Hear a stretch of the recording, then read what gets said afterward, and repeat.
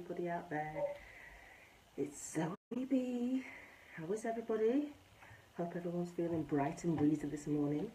It's actually, I'm just looking outside, really beautiful, really nice. It's calm. That's how I feel right now. I feel very calm. I'm actually just glad to be alive another day, to be fair. Might sound deep, but I am. So, what is it that you guys out there are doing? I'd like to see you guys. I'm going to have a look at my good self on the screen. I'm just testing everything is okay. I want to be able to see little on moi. So I'm just going to jump in online, if you bear with me. But while I'm doing that, why don't you guys do some literally morning affirmations and just say what a fantastic day you're going to have. You say it out there, you put it in out on the elements. Trust me, it will come back. It may not come back sometimes in the way you want it, but put it out in the elements. So for me, today is my day. So that's what I'm putting out in the element today. So I'm just trying to tune in to the community so I can see myself and then be able to see your notes. So what time are we on? We've got some good time. So I've got plenty time. So let me get this in there. It'll be interesting to know. So seriously, what is it you're doing today? You know, and remember, it is Saturday, so you should be having a break today or spending some quality time with those all-important people in your life, whether friends, family, foe, whatever it may be. Just spend time with somebody else, just let your hair down and just relax, you know, really relax. So I'm just I should have done this before. Hey, here we go, found it. So there we go. So yeah, so it's going to be a interesting, for the very least, interesting for a live today. So I just can't wait actually to get going. But we do have a couple of minutes left. Now for some reason I have found it. I found it so I can actually see the comments coming in on it. So yeah, I can see me. Oh yay me. I know, I do amuse myself, sorry. That's just me all over.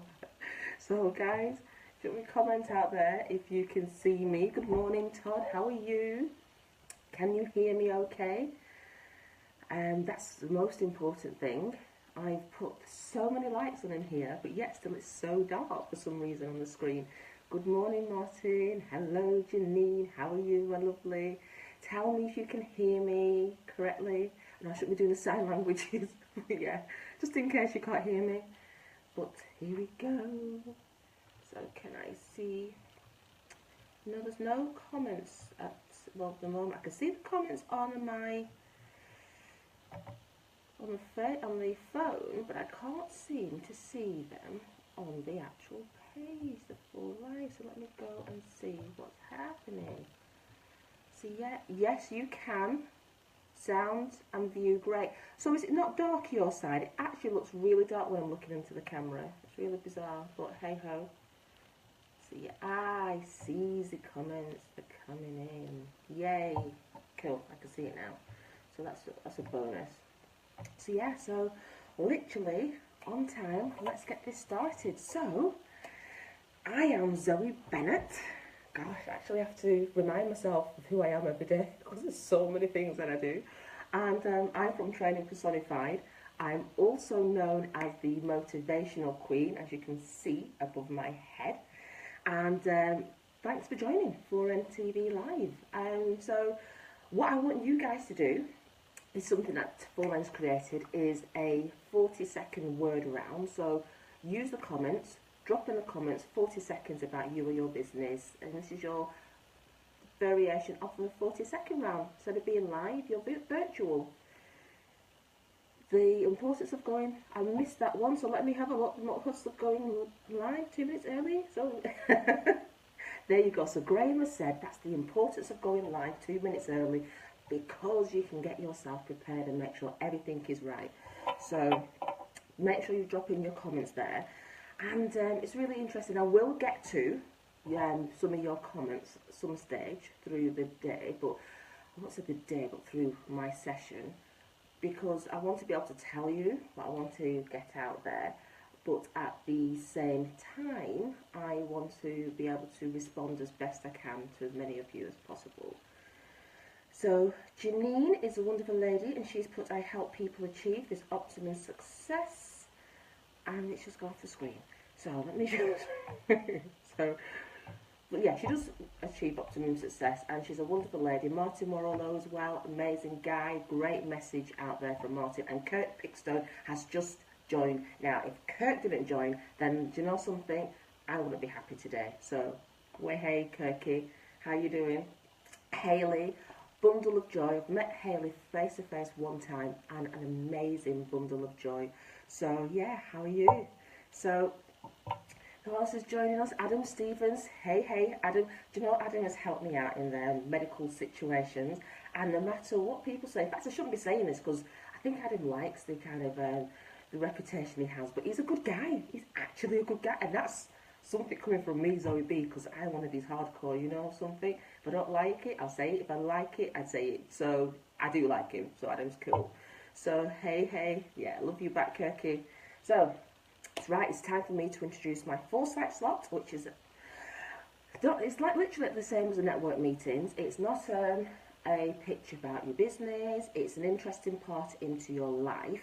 So my foresight today is titled, Through Adversity Breeds Success. But just before I do that, I'm just going to move this camera up this light because it looks like it's about to fall. Just give me 1 second. There we go. So you can hear me. I'm back in the room. So yes, so although you can't see me today, just definitely comment and just comment away, because once it is all finished, I will be coming back at the end of when it's finished, and I will be replying to everybody, and I will make it my mission to reply to everyone, even the ones who are the naysayers. Hopefully there's none of the negative nannies today, but even if they are, everyone's entitled to their opinion. So without further ado, I'm going to first of all go into just a little bit about me. I'll tell you my 40 seconds before I start my foresight. I own a training company, and I deliver confidence building workshops for women through charities, so women who suffer domestic violence, honour-based violence, human trafficking, etc. So I boost the confidence. I've worked with the job centres, helping them to self-boost themselves, the actual service users. I deliver to corporate organisations, training blended mixed with motivation, so it'll be leadership, for instance, or partnerships and collaborations, or change management. So all the practical element, but then with the motivation to make sure it's sustainable. So that's the kind of things that I do in my business, as well as I do mentor people. I do deliver one-to-one mentoring. So that's the kind of things. And I public speak. My gosh, there's so many things. So, and the rule is normally networking, you're not meant to say all the many things that you do, but guess what? I do many things. It's silly just to focus on one for this second. So yeah, I do a whole host of things. And I'm a humanitarian, so hi to everybody. Natalie, hello. You say you're a property broker. So now I am just going to head straight into it. So many people have heard my story, and many people haven't, which is fine. And I'll first of all tell you, before I go into my story, that the reason why I verbalise it is there is an underlying reason, but there was a person who actually pushed me harder to share my story, and that was Brad Burton. This was before his speaking courses, before his Now What's and everything. This is where it was selfless, so he had nothing to gain from this, telling me that I should get my message out there. And I questioned him, I'm like, no, people wouldn't like it, it's a bit morbid, and how's anyone going to get anything from that? And he says, trust me, kid. And it's funny that he actually calls me the same thing that my dad calls me. My dad used to call me kid. You right, kid? What's up, kid? And ironically, you know, and I never mentioned that to him, but yeah. So anyways, it got me thinking, and I thought, okay, now I've joined for networking, I've got these foresight slots, why not see what happens?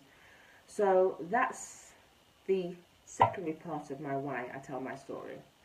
And the second reason is now because I actually do realise it does help people, and it gives people motivation. It inspires people, most importantly, to realise that through adversity does breed success, that you don't necessarily see it there and then, but eventually you do see that there is something good at the end of the tunnel. You know what people say, there's always a light at the end of the tunnel, and people say, well, I can't see how that can be. Trust me, if you persevere and dig deep and just stay the course, it will come. And it will not always come the way you want it to come. It will come in the way that it's intended to come. So just see it for what it is. You know, you might get it in terms of, it might not come back to you. It might come back to somebody else that you're trying to help, or somebody else that you need that little bit more than you, because you are resilient. And that's what it's all about, being resilient in life. So, and also as well, I didn't want my father's murder to go in vain. I wanted people to have lessons from this. And it's not just the murder of my father, there's lots of adversity that I've gone through. And there is adversity today. I'm not going to speak about all of the adversity that I've gone through. I'll touch upon it. And I'm not even going to go into my dad's murder too much. If you want to see more of that, go to 4N TV on YouTube and just type in 4N TV Zoe Bennett, and you'll see my talk through adversity breeds success, and it details everything there. So I share my story, and another reason is because I've always, and this is something I haven't publicly said, I talk to myself. I do a lot of self-talking. That's why I'm the kind of person I am today. That's why I'm so motivated. That's why I'm just literally always driven hard and pushing hard, because I'm always talking to myself and self-reflecting and looking at how I can be a better human being every single day. Looking at if I've made a mistake, how can I learn from that mistake? Looking at if I should have taken more time to stop and think, how then I can make that difference the following day and make it better the following day, or any interaction after that. It's all about self-reflection, and that's what I do. But as far as I can remember from since I was a little girl, I've always felt lonely, always. Even if there's a lot of people around me, even when I've been in a crowded room, always felt really lonely. And so I overcompensate for that loneliness. And it's transpired into where I'm just crazy busy, like I'm on a hamster wheel all the time. And I'm not telling you that to make you feel sorry for me. It's just that's the reality. That's my reality. Because I was abused as a child, and I was abused for many, many years. So I used to think there's got to be something wrong with me. And I was always told that I wasn't meant to be here, and I was always told I was ugly and things like that. And you know what? That's then, yeah? And then lots of situations after I thought, well, when I was a child, I used to think, okay, when I get to 18, I'm going to be okay, I can do what I want to do, I can get out of the situation. But luckily for me, I left at 16. But anyway, then lots of things happened in the meantime. I was kidnapped as well once I left, because I went the opposite way. I went very wild, and I put myself in a silly situation. Luckily, for the grace of God, I survived that. And then in my 20s, after I managed to get myself through university, and I obtained a master's in tourism management, and I got a really good job. And once I got this job, I progressed and got another job. And unfortunately, in my own home, one night, I was brutally attacked and raped. And do you know something? I didn't go straight away to the police. I went and got the morning after pill. I had a trip to go out to Jamaica to take travel agents out. I dusted myself off and I went. And that was delayed reaction. That was a delayed reaction of I have to get through this. And because so many things have always happened to me, it was a case of me thinking, oh gosh, it's just something else that's just naturally to happen to me. Anyway, when I got back, it literally got dealt with. I was being stalked hardcore, really hardcore. Had a panic button installed in my house by the police, and eventually the rapist got 3 years in jail. And it was a confusing time. So that was one element. Okay, so more adversity, and then because I've always felt that I'm not worth anything, I've always felt I've been worthless, that again, this is just something that's meant to be. And I've always just thought that, but at the same time, even though I felt it's meant to be, I'm always going to push through. I'm not going to let people see that I'm hurting. I'm not going to let people feel that they've got to me. And that was a thing that was the only thing that protected me, was how I portrayed myself outwardly. That was the only thing that protected me. So I just, honestly, I felt that no one cared about my feelings because of so many things that happened to me. I just felt like I was worthless because of that. And then the only person in my life that I felt was the only person, although I've got my wonderful brother, Bennett, but my dad was my best friend. He was my everything.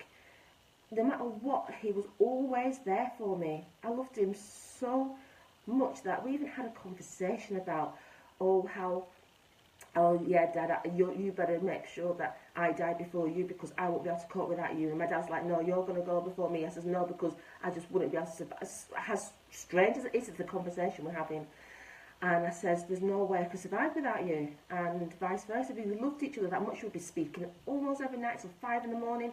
He came to live with me. We were, honestly, we'd be laughing and joking about absolutely anything. And he genuinely was my heartbeat. He was my everything. He was my all.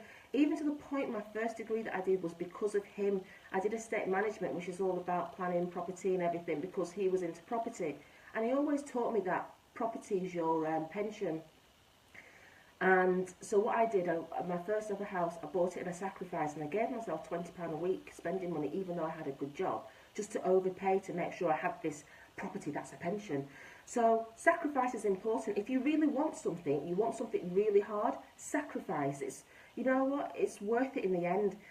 It doesn't feel like it at the moment in time when you are sacrificing, but once you've succeeded, not only is it a case you've got that physical thing, it's the achievement, the self-achievement that you've received. Now, you know, when you go through all this adversity, you've got to remind yourself that there are other people. Everybody goes through something, regardless whether it says the same degree as you go through something. Everybody goes through something, and it's really important to understand that. And when I say it's important, that helps you have compassion for other people.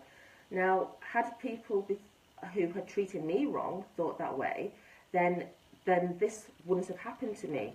So that's why I created the Midlands Business and Community Charity Awards, twofold, to recognise and value selfless people that go the extra mile every day, but to also give other people hope that there are good people out there, and to also use it as an example to people around us, whether young or old, that there are good, and why not do good, because you will be recognised for it. Second of all was to say thank you to the MP who actually saved my life, literally, when I was having death threats. So yes, through all the adversity, through the childhood abuse, through the rape, through the kidnap, my father was brutally tortured to death, and yeah, and I was receiving death threats only. And also as well, I had to take a government to court, and I took them to court, and I actually won on all counts, and they had to pay me out. So I have been through the most horrendous things. So when my father was murdered, I had to go over and sort out his body, because he went over to Jamaica on a holiday, and we had a holiday villa over there. So I brought him back, and the day I got back, my employer, they suspended me. Even after they sent me an email saying, "Where are you, Zoe?" And I says, "I'm with the police re-identifying my father's body," because that's the law in England, that you have to re-identify a body. And when I got back from that, seeing my dad's body, I got an email saying that I've been suspended and that I can't take any time off to grieve. And that was only because I only found out about my father's murder by Facebook. I was called to say my dad had been stabbed. My phone line was just engaged. My dad's got 10, 11 brothers and sisters, so many. My mum's got 10 brothers and sisters. And I needed to let them know, so what did I do? Went to Facebook. When I went to Facebook to let them know, I hadn't even started typing yet. And there was a news article, a feed from Jamaica that was called OGNR at the time, On the Ground News. And there was a picture of my house in Jamaica. And an article saying 59-year-old man bludgeoned to death. And then my dad's name appeared on it. And that's the moment I found out my dad's been murdered. So I just type in, literally autopilot, my father has been murdered in Jamaica this morning. Somebody made a comment saying, well, what happened? I said, the bastards have killed him. And they said, and then I said, I will be going over in the morning And then someone says, oh, be careful. I says, well, the bastards can try and kill me too, but I'll have one eye open. And the police were slow on the uptake, and I will avenge you, my father. I didn't say revenge, because I'm not a revengeful person. I said avenge, and avenge is justice. And that's because that's the type of person I am. I'm resilient, I have tenacity, and I will always fight for good, always, no matter what. And especially, this is my heartbeat. I'm sat there now, I'm stunned, I'm floored. So I go over to Jamaica, and everything, have to sort things out. I have to pay for security to stand on the house. I throw everything off the balcony, chairs, everything, plates, clothing, everything, my place, burn everything, because I wasn't having anyone walking around, because that's, people will loot. Anyway, so I told you I came back with my dad's body, but before I came back with my dad's body, I sent it ahead of me, and it arrived on the flight before my flight that arrived the following day, and the funeral home that came down from Preston, Lancashire, came to collect my dad's body, and they went back to Preston without my father's body. They'd only gone and lost it somewhere in Gatwick. So I was frantic while I was in Jamaica trying to find my dad's body, and I eventually found it in cargo. So I had to pay for the privilege of them doing the job in the first place to come back and get my dad's body. So through all this, when I got back, it's a hard time, I have to say, but when I got back, I had this email, and I just handed it to my union boss. He says, don't worry, just sort your dad's funeral, do what you've got to do. And I did, and the next day it was in the Daily Mail. So if you want to Google me, Google Zoe Bennett Jamaica, Zoe Bennett Motivational Queen, or just Zoe Bennett. Google all three, you'll see loads of articles, and it will just give you an idea of the kind of struggles I've gone through. Now, the rape article that was in the Manchester Evening News didn't have my name in it, but it says, high-powered businesswoman raped in her own home. Yes, I've still got the article to this day, yes, and that was after the murderer was convicted, the rapist was convicted. So, going through all these things, it is taxing, but every time I believe that it's all a test. Genuinely, I genuinely believe that I've been put on this earth, not to live my life, but being put on this earth as a test, and a test to see how I push through everything. I genuinely think that, even to this day right now, because there's so many things that I'm doing, there's so many people that rely on the things that I do. So not only am I the founder of the Midlands Business and Community Charity Awards, where all the profits go to charity, I'm also the founder of the Removing the Shame and Guilt Conference, where it's a conference where people suffer physical and or emotional abuse, past or present. And that happened in June, and it was a packed out event. It was really great for the women that turned up. And I've created a male version on the 11th of November, so it's really important that men also need that outlet, they need that support network, they need the workshops, etc. And it's very important that it's not one-sided in life, because everybody needs support, everybody, no matter who you are.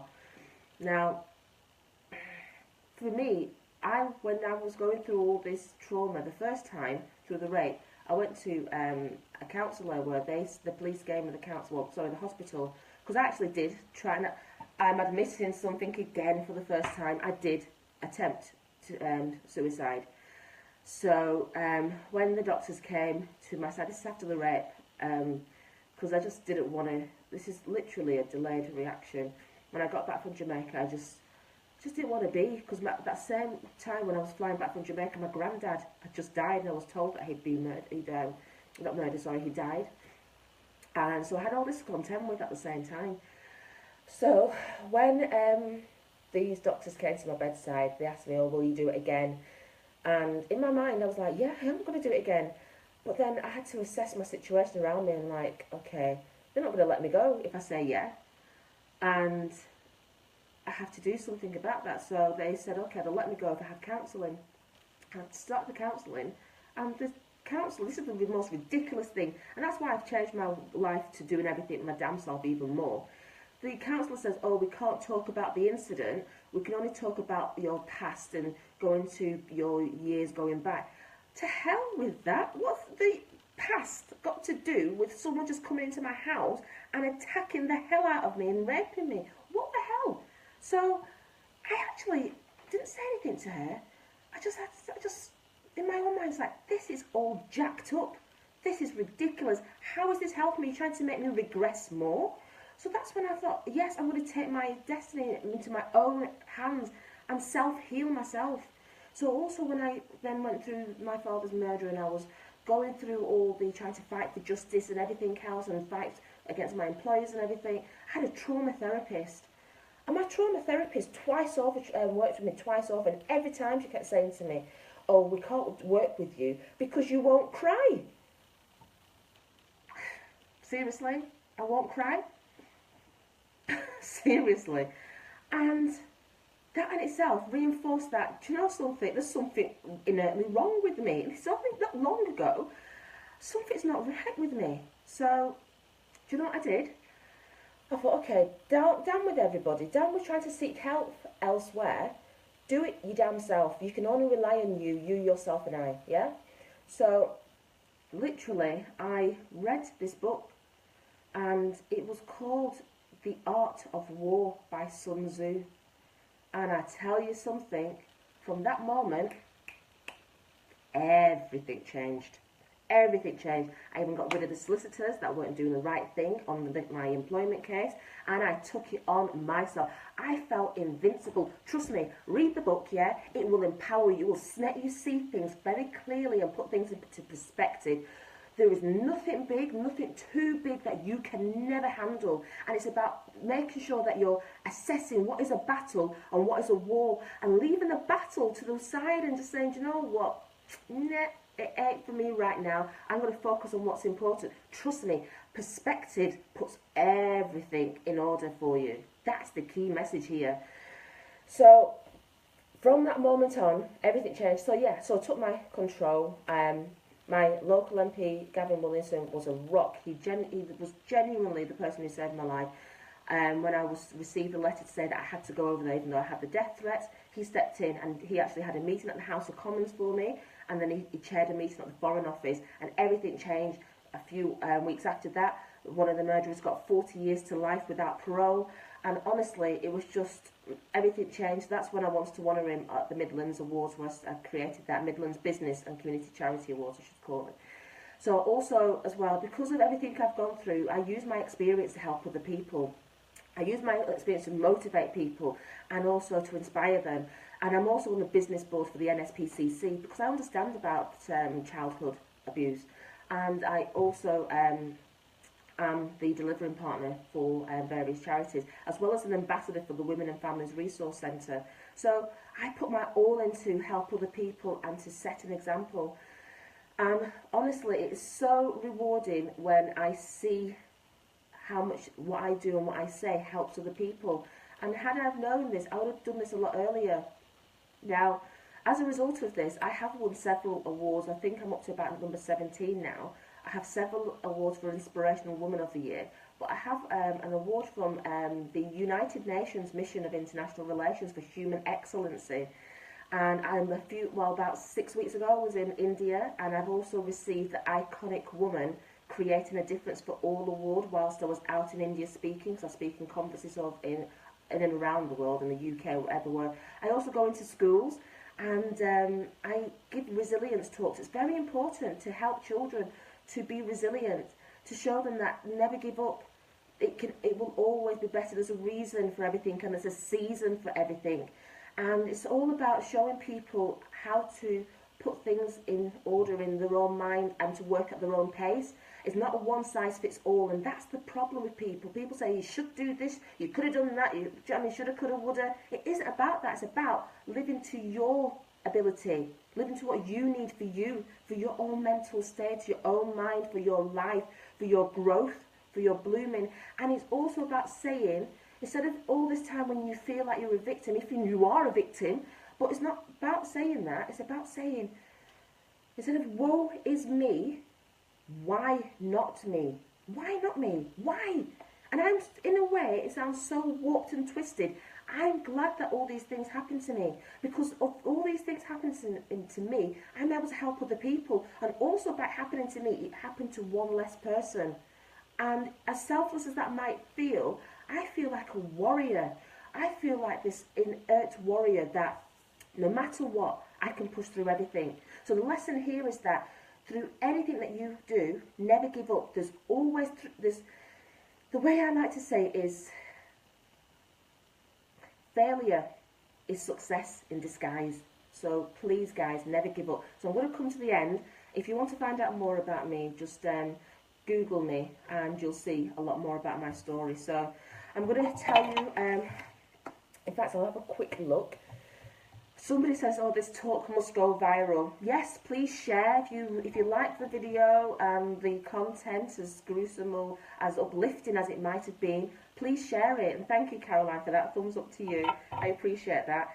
And listen, if you want this chance to be able to have this platform, then put your name forward, apply. Now, next week we have, on the 26th of August at 8:30, we have James Hutchinson, and his talk is You Don't Make Parachutes. So, honestly, thank you everybody who tuned in. It has been amazing just sharing it. In fact, some things, like I've never told anyone I've tried to commit suicide before. To be fair, it's not necessary. You don't need to tell anyone that. There's so many adverse things that go in my life, there's no reason. But there's also as well, there's 4 developments live, and they have video presentations providing great tips on how to develop your networking skills. And these run fortnightly, and the next one is on the 30th of August. And literally, just tune in, head over to 400 TV Live, and I will really try and read through something really quick because I've got 2 minutes. Yeah, thanks, Natalie, appreciate that. So thanks for sharing, is what she said. And yep. So just trying to. It's going to be easier on my phone because this thing is just so much of a pain. But honestly, head over. Oh, Kurt Pixel says Zoe Weekly Awards. Funnily enough, I've been a finalist for something else, but honestly, just do the best you can do in life, everybody. This is the message, and always don't just think about yourself. Think about the effects that whatever you do have, not just on your own life, on other people's lives, and always try and be that shining example. Instead of sitting back and saying, oh, this should happen, instead of saying it should happen, do it. Do it. Just get up and do it. Just, what's the worst that could happen? Seriously, and that's how I live my life every single day. And also, I forgot to mention, I've been donated a double-decker bus by National Express West Midlands to help the homeless. So there's nothing too big that you guys can't do. Just get up and do it, and stop doing this and do the action. So thank you, everybody, for tuning in. I have literally seconds to go. But like I said, just my Facebook page is at Zoe B Motivates. Please head over and like my page at Zoe B Motivates. And it's been great having you here, guys. Have a wonderful day, and please don't forget to comment and share, and I'll respond straight away. Thank you. Bye.